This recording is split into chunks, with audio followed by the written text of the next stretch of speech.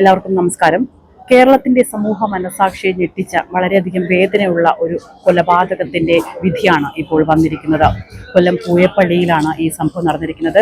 കരുനാഗപ്പള്ളി സ്വദേശിയായ തുഷാര എന്ന 23-കാരി മരണപ്പെട്ട സംഭവം 2019 എന്തായിരുന്നു അന്ന് സംഭവിച്ചത്? എന്നാൽ ഇപ്പോൾ ഈ വിധി വന്നിരിക്കുന്നത് തീർത്തും അനുകൂലമായിട്ടാണെന്നാണ് ഇവർ പറയുന്നതെങ്കിലും എന്താണ് ഈ കഥയ്ക്ക് പിന്നിൽ സംഭവിച്ചത്? 2019 തുഷാര എന്ന പെൺകുട്ടി മരിച്ച നിലയിൽ കാണപ്പെട്ടത്. 2013 കൊല്ലം കരുനാഗപ്പള്ളിയിൽ നിന്നും പൂയപ്പള്ളിയിലേക്ക് വിവാഹം കഴിച്ച് കൊണ്ടുപോയ പെൺകുട്ടിയായിരുന്നു. സ്ത്രീധനത്തിന്റെ പേരിലാണ് ഈ വീട്ടിൽ വെച്ച് ഗാർഹികമായിട്ടും ഒരുപാട് പീഡനം അനുഭവിച്ചത്. എന്നാൽ ഈ അവസ്ഥയിൽ സ്വന്തം വീട്ടുകാരോടോ അല്ലെങ്കിൽ ബന്ധുക്കളോടോ ഒന്നും തന്നെ തുഷാര ഒന്നും തുറന്നു പറഞ്ഞിരുന്നില്ല. എന്നാൽ തുഷാരയ്ക്ക് എന്താണ് സംഭവിച്ചത്? തുഷാരയുടെ ശരീരഭാരം തുഷാരയുടെ പോസ്റ്റ്മോർട്ടം റിപ്പോർട്ടിലടക്കം ഒരുപാട് ഞെട്ടിക്കുന്ന വെളിപ്പെടുത്തൽ കണ്ടു. പട്ടിണിക്കിട്ട്, രാജ്യത്ത് ആദ്യമായിട്ടാണ് ഒരു പെൺകുട്ടിയെ പട്ടിണിക്കിട്ട് കൊലപ്പെടുത്തുന്നത് സ്ത്രീധനത്തിന്റെ പേരിൽ. അത്തരമൊരു ദാരുണമായ സംഭവത്തിനാണ് ഈ പെൺകുട്ടി ഇരയായിരിക്കുന്നത്. ഈ സംഭവത്തിനാണ് ഇപ്പോൾ വിധി വന്നിരിക്കുന്നത്. കേരളത്തിന്റെ സമൂഹ മനസാക്ഷിയെ അങ്ങേയറ്റം വേദനിപ്പിക്കുന്ന ഒരു കാഴ്ച തന്നെയായിരുന്നു. കാരണം വിവാഹം കഴിഞ്ഞ് രണ്ടാമത്തെ പ്രസവം നടക്കുമ്പോൾ 48 കിലോ ഭാരമുണ്ടായിരുന്ന പെൺകുട്ടിക്ക് മരണം നടക്കുമ്പോൾ 21 കിലോ ഭാരം മാത്രമാണ് ഉണ്ടായിരുന്നത്. ആഹാരം പോലും കൊടുക്കാതെ, കൃത്യമായി വെള്ളം കൊടുക്കാതെ, ആമാശയം മുഴുവൻ കരിഞ്ഞുണങ്ങിയ അവസ്ഥയിലാണ് പോസ്റ്റ്മോർട്ടം റിപ്പോർട്ട് കണ്ടെത്തിയത്. ഏതായാലും കേരളത്തിന്റെ സമൂഹ മനസാക്ഷി ഇന്നോളം കേട്ടിട്ടില്ലാത്ത അതിദാരുണമായ ഒരു സംഭവത്തിനാണ് ഇപ്പോൾ വിധി വന്നിരിക്കുന്നത്.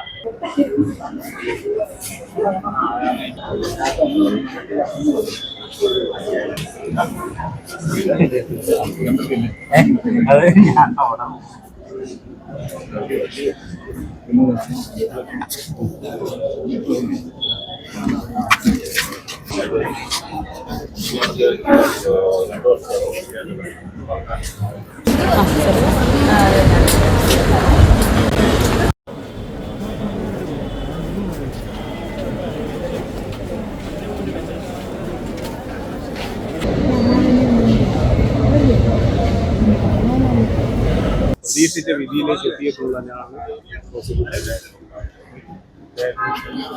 302-ന് ഒരു ലൈഫും ഒപ്പം ഓരോ ലക്ഷം രൂപ, 2 പ്രതികൾക്കും ഓരോ ലക്ഷം രൂപയും 304-Bയും 304 ഒരുമിച്ച് അനുഭവിച്ചാൽ മതിയെന്നും 344-ന് 2 വർഷവും 5000 രൂപ ഫൈനുമാണ് ഇപ്പോൾ കോടതി നിശ്ചയിച്ചിട്ടുള്ളത്. തീർച്ചയായിട്ടും പ്രോസിക്യൂഷൻ പ്രതീക്ഷിച്ച വിധി തന്നെയാണ് വന്നിട്ടുള്ളത്. ഈ പ്രോസിക്യൂഷൻ മുന്നോട്ട് വെച്ച എല്ലാ വാദങ്ങളും കോടതി അംഗീകരിച്ചിട്ടുണ്ട്. കോടതി അംഗീകരിച്ചത് കൊണ്ട് തന്നെയാണ്. കാരണം ഇത് നമ്മുടെ രാജ്യത്ത് ഒരു പ്രീസിഡന്റ് ഇല്ലാത്ത കേസാണ്. പ്രീസിഡന്റ് നമ്മുടെ രാജ്യത്ത് ഇതുപോലുള്ളൊരു കേസ് പട്ടിണിക്കിട്ട് കൊലപ്പെടുത്തുക എന്നുള്ള പ്രീസിഡന്റ് നമ്മുടെ രാജ്യത്തില്ല. അപ്പോൾ സ്വാഭാവികമായിട്ട് നമുക്കെല്ലാം പുതിയ അനുഭവങ്ങൾ തന്നൊരു കേസാണ്. കോടതി പ്രോസിക്യൂഷൻ ഉയർത്തിയ വാദഗതികൾ കൃത്യമായി അംഗീകരിച്ചു. കാരണം 304-Bയും 302-ഉം ഫൈൻഡ് ചെയ്യുന്നതോടുകൂടി കോടതി പ്രോസിക്യൂഷൻ ഉയർത്തിയ വാദങ്ങൾ ട്രയലിന്റെ ഒടുവിൽ പോലും താങ്കൾ പറഞ്ഞത് സമൂഹത്തിനുള്ള സന്ദേശമാകണം. തീർച്ചയായിട്ടും വേണം. കാരണം ഇത് നമ്മുടെ നാട്ടിലെ ഈ സ്ത്രീധനത്തിന്റെ പേരിൽ കൊലപാതകങ്ങൾ നടക്കാറുണ്ട്. അത് കുത്തിക്കൊല്ലുകയായാലും ചിലപ്പോൾ മറ്റു തരത്തിൽ പീഡിപ്പിച്ച് കൊലപ്പെടുത്തുകയായാലും പലതരത്തിലുണ്ട്. പക്ഷേ പട്ടിണിക്കിട്ട് കൊല്ലുക എന്ന് പറയുന്നത് നമുക്ക് ആലോചിക്കാൻ പോലും പറ്റാത്തൊരു കാര്യമാണ്. ഒരു നേരത്തെ നമുക്കറിയാം, നമുക്ക് വഴിയിൽ പോകുമ്പോൾ ചില മൃഗങ്ങൾക്ക് പോലും നമ്മൾ അതിൻ്റെ അവസ്ഥ കണ്ടിട്ട് നമ്മൾ അതിന് ഭക്ഷണമായി കൊടുക്കുന്ന മനുഷ്യരാണ്. ആ ഒരു സമൂഹത്തിലാണ് നമ്മൾ ജീവിക്കുന്നത്. അപ്പോഴാണ് ഒരു മനുഷ്യജീവൻ, അതും 2 കുഞ്ഞുങ്ങളുടെ അമ്മ, അതിനും അപ്പുറം ആ 2 കുഞ്ഞുങ്ങളെ എടുത്തൊന്ന് താലോലിക്കുവാനുള്ള അവസരം പോലും കൊടുക്കാത്ത തരത്തിലായിരുന്നു ഈ പ്രതികൾ അവരോട് പെരുമാറിയിരുന്നുള്ള വസ്തുത. ഇതെല്ലാം കോടതിക്ക് മുമ്പാകെ കൊണ്ടുവരാൻ സാധിച്ചിട്ടുണ്ട്. അത് കോടതി അംഗീകരിച്ചതിന്റെ ഫലമായിട്ടാണ് ഇത്തരത്തിൽ ഇത് അപൂർവമായിട്ടൊരു കേസായിട്ട് തന്നെ കോടതി കാണുന്നു.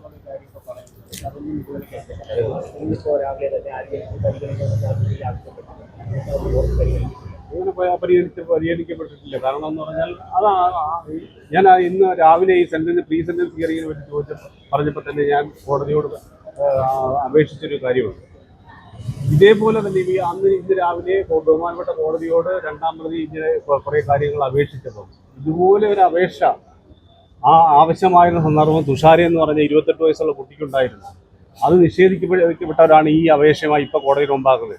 അപ്പോൾ അവർക്കൊരു ലീനിയൻസി ഈ അവസരത്തിൽ ആവശ്യമില്ല എന്നായിരുന്നു പ്രോസിക്യൂഷൻ അതുമായി ബന്ധപ്പെട്ട് പറഞ്ഞിട്ടുള്ളത്. ഈ പിഴ എന്ന് പറയുന്നത് രണ്ടുപേരും ഓരോ ലക്ഷം രണ്ടുപേരും ഓരോ ലക്ഷം.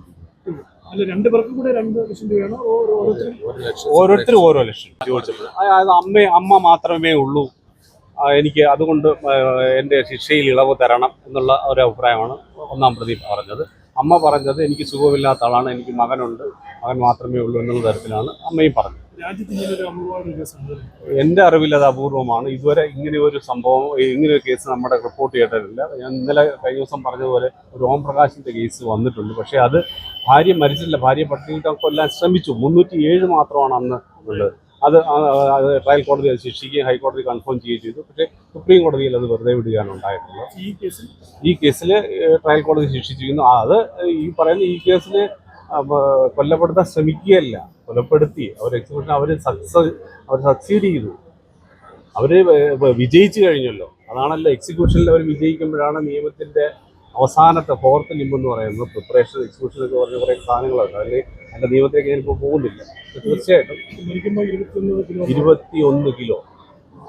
രണ്ടാമത്തെ പ്രസവം 2017 ജൂൺ മാസം 7-ാം തീയതിയാണ് രണ്ടാമത്തെ കുട്ടിയെ പ്രസവിക്കുന്നത്. ആ സമയത്ത് തുഷാരയുടെ ഭാരം എന്ന് പറയുന്നത് 48 കിലോ ആണ്.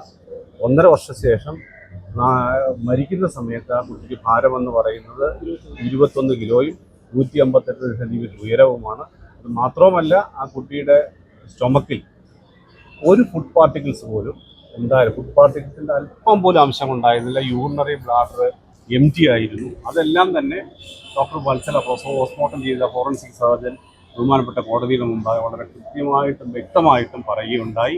അത് ശാസ്ത്രീയമായിട്ട് അതിനോടൊപ്പം അന്ന് ഇൻക്വസ്റ്റ് നടത്തിയ കൊട്ടാരക്കര തഹസീൽദാർ അദ്ദേഹം ഈ തുഷാരയുടെ ശാരീരിക അവസ്ഥയെക്കുറിച്ച് വളരെ വ്യക്തമായി കോടതി മുമ്പാകെ ഇൻക്വസ്റ്റ് പറഞ്ഞിരിക്കുന്ന അതുപോലെ തന്നെ അതും ഈ പോസ്റ്റ്മോർട്ടം ചെയ്ത ഡോക്ടറുടെയും മൊഴികൾ കൊറോബറേറ്റ് ചെയ്യുന്നതായിരുന്നു. തീർച്ചയായിട്ടും അത് കൺസിഡർ ചെയ്യാതെ പോകാൻ കഴിയാത്ത തരത്തിലായിരുന്നു പ്രോസിക്യൂഷൻ കോടതി മുമ്പാകെ കൊണ്ടുവന്നിട്ടുള്ളത്. തീർച്ചയായിട്ടും ഇത് പ്രോസിക്യൂഷൻ അഭിമാനകരമായ നിമിഷമായിരുന്നു. കൊട്ടാരക്കര ഡിവിഷനായിരുന്നു. ഇതിൻ്റെ വെല്ലുവിളി എന്ന് പറഞ്ഞാൽ ഇത് പൂയപ്പള്ളി സ്റ്റേഷനിൽ നിന്ന് റിപ്പോർട്ട് ചെയ്ത കേസാണ്. ആ കേസ് ആദ്യം റിപ്പോർട്ട് ചെയ്യുന്നത് ഒരു 174 CRPC പ്രകാരമുള്ളൊരു കേസിൻ്റെ ലാഘവത്തിലൂടെയാണ് ഇതിനകത്ത് ആദ്യം വന്നത്. അന്ന് അതിനുശേഷം ഇതിൻ്റെ കാര്യങ്ങൾ അന്വേഷിക്കുമ്പോൾ തന്നെ അന്ന് തന്നെ അത് സംശയകരമായ ഒരു ഇതാണെന്ന് മനസ്സിലാക്കി അന്ന് അത് കല്യാണം കഴിച്ച് വളരെ വർഷങ്ങളാവാത്ത കുട്ടിയായതുകൊണ്ടും അത് തഹസീൽദാരെ കൊണ്ട് ഇൻക്വസ്റ്റ് നടത്താനായിട്ടും അങ്ങനെയാണ് അതിൻ്റെ ഇൻവെസ്റ്റിഗേഷൻ തുടങ്ങുന്നത്. അന്ന് ഈ കൊല്ലം റൂറലിൻ്റെ ചാർജ് ഉണ്ടായിരുന്ന SP സൈമൺ സാറായിരുന്നു. അപ്പോൾ സാറിൻ്റെ നിർദ്ദേശപ്രകാരമാണ് ഈ കേസ് വളരെ സീരിയസ് ആയിട്ട് തന്നെ എടുക്കുകയും അതിൽ പീഡന മരണമാണെന്നും അതോടൊപ്പം തന്നെ 302 അതായത് ഒരു കൊലപാതകമാണെന്നുള്ള ഒരു ആദ്യമേ മനസ്സിലാക്കുകയും അതിൻ്റെ അടിസ്ഥാനത്തിൽ നമ്മളെ പഴുത് അടച്ചതിനാണ് ഇതിൻ്റെ എല്ലാ തരത്തിലുള്ള അന്വേഷണം, അതിൻ്റെ മാസ്റ്റർ പ്രിപ്പയർ ചെയ്യുന്നതായാലും സ്റ്റേറ്റ്മെൻറ്റുകളായാലും അടുത്തുള്ള സാക്ഷികളെ കണ്ട് ചോദിക്കുന്നതായാലും അതിന് ഈ കേസിൻ്റെ മറ്റൊരു പ്രത്യേകത ഇതുമായിട്ട് ബന്ധപ്പെട്ട് നല്ല രീതിയിൽ പ്രോസിക്യൂഷനെ സഹായിക്കുന്നതിന് വേണ്ടി സാക്ഷികൾ കൃത്യമായിട്ട് മൊഴി രേഖപ്പെടുത്താൻ ചെയ്തിട്ടുള്ളതാണ്. അതോടൊപ്പം തന്നെ ഈ ഒരു കേസിനെ സംബന്ധിച്ചുള്ള ഒരു സ്ത്രീധന പീഡന മരണവും കൂടി ഉൾപ്പെടുന്നതാണ്. 304B കൂടെ വരുന്നത്. അപ്പോൾ അതിൽ സ്ത്രീധനത്തിന് വേണ്ടിയുള്ള ഒരു എഗ്രിമെൻ്റ് വരെ ഇതിനകത്ത് ഇവരെ വീട്ടുകാർ എഗ്രിമെൻ്റ് എഴുതി ഉണ്ടാക്കിയിട്ടുണ്ടായിരുന്നു. അതെല്ലാം ഈ കേസിനെ സംബന്ധിച്ചിടത്തോളം ആ കുറ്റത്തെ തെളിയിക്കുന്നതിനുള്ള വലിയ ഒരു സഹായം ആയിട്ടുണ്ട്. അതോടൊപ്പം തന്നെ ഇതിൻ്റെ ഇൻവെസ്റ്റിഗേഷനുമായിട്ട് ബന്ധപ്പെട്ട് അന്നത്തെ പൂയപ്പള്ളി DI പ്രവീൺ, അതോടൊപ്പം തന്നെ എൻ്റെ ഓഫീസിലുള്ള സ്റ്റാഫുകൾ ബാലചന്ദ്രൻ, അങ്ങനെ നമ്മുടെ കുറേ ഓഫീസിൻ്റെ സ്റ്റാഫ് എല്ലാവരും ഉണ്ട്. എല്ലാവരും ഇതിനകത്ത് വളരെ കൃത്യമായിട്ടുള്ളൊരു ഫോളോഅപ്പ് നടത്തി അന്വേഷണം നടത്തിയാണ് ഇത് ഈ കേസ് ഇങ്ങനെ ഒരു വിജയത്തിലോട്ട് എത്താൻ കഴിയും. അതോടൊപ്പം തന്നെ ഇതിൻ്റെ പ്രോസിക്യൂഷൻ സമയം എന്ന് പറയുമ്പോഴത്തേക്ക് ഇതിൻ്റെ പബ്ലിക് പ്രോസിക്യൂട്ടറായിട്ടുള്ള മഹേന്ദ്ര സാറ് അദ്ദേഹവും വളരെ ഇനിഷ്യേറ്റീവ് എടുത്തത്. അതായത് നമ്മുടെ പോലീസിൻ്റെ എല്ലാ വിറ്റ്നസിനെയും കൃത്യമായിട്ട് അത് കോടതിയിൽ നമുക്കത് പ്രസൻറ്റ് ചെയ്യാനായിട്ടുള്ള എല്ലാ അവസരങ്ങളും ഉണ്ടായിരുന്നു. ഇതിൽ ഒരു ടീമിൻ്റെ ഒരു വിജയമായിട്ട് ഞാൻ കാണുന്നു. അതോടൊപ്പം തന്നെ ഇങ്ങനെയുള്ള കേസുകളിൽ അതായത് സ്ത്രീകളെ പീഡിപ്പിക്കുകയും അവരുടെ സ്ത്രീധനത്തിന് വേണ്ടി അവരെ മറ്റു രീതിയിലുള്ള കൊലപ്പെടുത്തുകയും ചെയ്യുന്ന ഇത് ഒരു സമൂഹത്തിന് തന്നെ ഒരു കറക്റ്റായിട്ടുള്ള ഒരു വീക്ഷണം കൊടുക്കുന്നുണ്ട്. ഇങ്ങനെയുള്ള വിഷയങ്ങൾ കൃത്യമായിട്ട് ശിക്ഷിക്കപ്പെടുമെന്നും അത് ഭാവിയിൽ ഇങ്ങനെയുള്ള കുറ്റകൃത്യങ്ങൾ ഒഴിവാകാനായിട്ടുള്ള ഒരു ഒരു സന്ദേശമായി മാറുമെന്ന് ഞാനിത് ഒരുപാട് ഇതിന്റെ പിന്നില് ആദ്യം മുതലേ നമ്മുടെ DYSP ഓഫീസിലിരുന്ന ക്രൈം SI ആയിരുന്ന ബാലേന്ദ്രൻ സാറായിരുന്നു ആദ്യ സമയത്ത് ഈ പേപ്പറുകളൊക്കെ നീക്കുന്നത്. അതോടൊപ്പം ഞങ്ങൾക്ക് കിട്ടിയ പ്രോസിക്യൂഷൻ ഞങ്ങളെ എത്ര പറഞ്ഞാലും മതി വരില്ല. സാറിൻ്റെ ഒരു സ്വന്തം കുടുംബത്തിൻ്റെ കാര്യം ഏറ്റെടുക്കുന്നത് പോലുള്ള അതിലൊക്കെ അപ്പുറമായിട്ട് സാർ എപ്പോഴും പറയുമായിരുന്നു, എനിക്ക് 2 പെൺകുട്ടികളാണ്, വേറൊരു കുഞ്ഞുങ്ങൾക്ക് ഇങ്ങനൊരു സ്ഥിതി വരാൻ പാടില്ല, ഇതൊരു വല്ലാത്ത ക്രൂരതയായിപ്പോയി എന്ന് പറഞ്ഞിട്ട് ഞങ്ങളുടെ കുടുംബത്തോടൊപ്പം നിന്നിട്ട് ഞങ്ങൾക്കുണ്ടായ ആ വലിയൊരു നഷ്ടത്തെ സാറ് അത്രമാത്രം നെഞ്ചിലേറ്റിയാണ് ഈ കേസ് കൈകാര്യം ചെയ്തത്. അതിന് ഒരുപാട് ഞങ്ങൾക്ക് കടപ്പാടുണ്ട് സാറിനോട്. സാറ് മറ്റൊരു പാരിതോഷികങ്ങളും പ്രതീക്ഷിച്ചിട്ടല്ല, കാരണം കുടുംബത്തിന്റെ സ്ഥിതി സാറിന് നല്ലതുപോലെ അറിയാവുന്നതാണ്. പാരിതോഷികം ഒന്നും അല്ലായിരുന്നു സാറിന്റെ പ്രതിഫലം.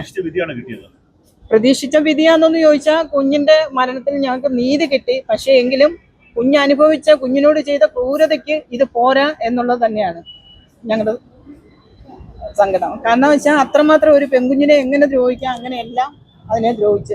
അത്ഭുതങ്ങളിൽ അത്ഭുതമല്ലേ നമ്മൾ കേട്ടത്. ഒരു പെൺകുഞ്ഞിനെ വിവാഹം കഴിച്ചുകൊണ്ട് പോയിട്ട് അതിന് പച്ചരിയും പഞ്ചസാരയും വെള്ളവും കൊടുത്തിട്ട് അതിനെ വായിലിട്ട് വെള്ളം ഒഴിച്ചു കൊന്നു എന്നൊക്കെ പറയുമ്പോൾ നമുക്ക് സഹിക്കാൻ പറ്റുന്നതിലൊക്കെ അപ്പുറമാണ്. വർഷം 6 പിന്നിട്ടെങ്കിലും നമുക്ക് പറയുമ്പോഴൊക്കെ നമ്മുടെ കണ്ണ് നിറയാണ്. ഞങ്ങൾ ആരും അങ്ങോട്ട് അടുക്കാൻ പോലും അനുവദിച്ചിരുന്നില്ല ഇവര്. പല സന്ദർഭങ്ങളിലും ഞങ്ങൾ ഇവിടെ 2ാമത്തെ കുഞ്ഞിനെ പ്രസവിക്കുന്ന സന്ദർഭത്തിൽ ഇവിടെ DYSP കൊല്ലം ഡിസ്ട്രിക്ട് ഹോസ്പിറ്റലിൽ ഞാനും തുഷാരയുടെ അമ്മയും കൂടെ ചെല്ലുമ്പോൾ ഞങ്ങളുടെ നേരെ ഇന്ന് സിംഹക്കൂട്ടിൽ നിന്ന് ചാടി വീഴുന്ന കണക്കാണ് ചന്തു ചാടി വീണിട്ട് ഞങ്ങളെ അടിക്കാൻ വരികയും തെറി വിളിക്കുകയും ഒക്കെ ചെയ്തിട്ട് കുഞ്ഞിനെ കാണിക്കാതെയൊക്കെ കുഞ്ഞിനെ കൊണ്ടുപോട്ടെ എന്ന് ചോദിക്കുമ്പോൾ മറ്റൊരു ഭാഷയാണ് അവിടെ ഉപയോഗിക്കുന്നത്. ഇന്ന് വിളി വരുന്നു, എൻ്റെ പേരിൽ കേസ് കൊടുത്തു, കൊച്ചിനെ കൊണ്ടുപോകാൻ ബലപ്രയോഗം നടത്തി എന്നൊക്കെ പറഞ്ഞിട്ട്. അങ്ങനെ ഞങ്ങൾ ഒരുപാട് പീഡനങ്ങൾ ഇതിനകത്ത് സഹിച്ചു. അപ്പം നീതി കിട്ടിയോ എന്ന് ചോദിച്ചാൽ നീതി കിട്ടി. പക്ഷേ കുഞ്ഞനുഭവിച്ച ആ ഒരു ഇതിന് ഞാൻ വീണ്ടും പറയുകയാണ്, ഇത് പോരാ എന്ന് തന്നെയാണ് ഞങ്ങളുടെ കുടുംബത്തിൻ്റെ അഭിപ്രായം.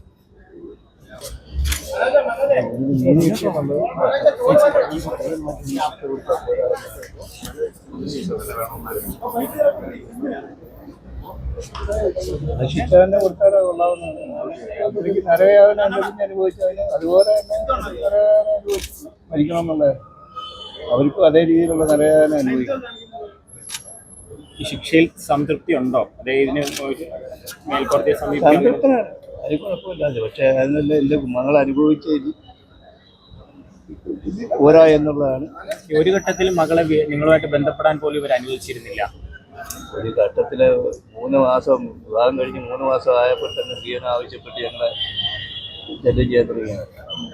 അന്ന് മുതൽ അവർക്ക് അതിൻ്റെതായിട്ടുള്ള ജീവിതം നമ്മളെ അകത്തോട്ട് അവിടെ ചെല്ലാനെ വിളിക്കുന്നു. എൻ്റെ മകള് ഞങ്ങൾക്ക് അനുകൂലമായിട്ട് രീതിയിലുള്ള പോലീസ് കേസ് കൊടുക്കാൻ മറ്റുള്ള കാര്യങ്ങൾ അവർ അനുവദിക്കാൻ നമുക്ക് പറ്റത്തില്ലായിരുന്നു. അതായിരുന്നു സാഹചര്യം. 21 കിലോ മാത്രമായിരുന്നു ആ അമ്മയുടെ ആ കുഞ്ഞിന്റെ ഭാരം. നിങ്ങൾ ശരിക്കും ആ കുഞ്ഞിനെ എത്ര ആരോഗ്യവതിയോട് കൂടി തന്നെയായിരുന്നു ആ കുഞ്ഞിനെ വളർത്തിയത്. നിങ്ങളുടെ കയ്യിലേക്ക് കിട്ടുമ്പോൾ 21 കിലോ മാത്രമായിരുന്നു ഭാരം. അതെ, എന്തായിരുന്നു അമ്മ ആ ഒരു അവസ്ഥ? ശരിക്കും എങ്ങനെയാണ് അത്രയും ശോഷിച്ചൊരു സാഹചര്യത്തിലേക്ക് നിങ്ങൾ ഒരു ഘട്ടത്തിൽ പോലും അറിയിച്ചില്ല? ഞങ്ങളെ അറിയിച്ചിട്ടില്ല. ഞങ്ങൾ അവിടെ ചെല്ലാനോ എൻ്റെ മകളെ വല്ലതും കഴിച്ചോന്ന് ചോദിക്കാറുണ്ടായിരുന്നു? ചോദിക്കാറുണ്ടായിരുന്നു. ഇപ്പോഴത്തെ കള്ളം പറയുമായിരുന്നു. ക്യാമറമാൻ അൻഷാദിനൊപ്പം ബിൽ വരിച്ച വിസ്മയൻസ്.